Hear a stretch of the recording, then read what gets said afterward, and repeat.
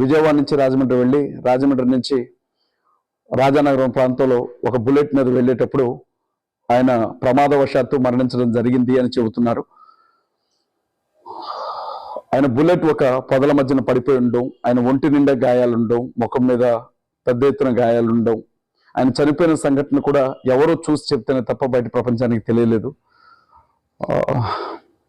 ఏదైనా యాక్సిడెంటల్గా ఆయన చనిపోయారా, లేకపోతే ఎవరైనా ఆయన హత్య చేశారా, కుట్రపూరితంగా ఆయన మీద దాడి జరిగిందా అన్న విషయం మనకేమీ తెలియదండి. పోలీసులు ఎంక్వైరీ చేసి నిజానిజాలను బయటికి తీయాల్సినటువంటి పరిస్థితి. ప్రస్తుతం ఆయన పార్థివ దేహం రాజమండ్రి మార్చరీలో ఉంది అని సమాచారం. దయచేసి వారి కుటుంబానికి ఆదరణ కలిగేలాగా ప్రార్థనలో జ్ఞాపకం చేసుకోండి. ఒక మంచి పోరాట యోధుడిని, క్రీస్తు కొరకు, పరలోక రాజ్యం కొరకు పోరాడి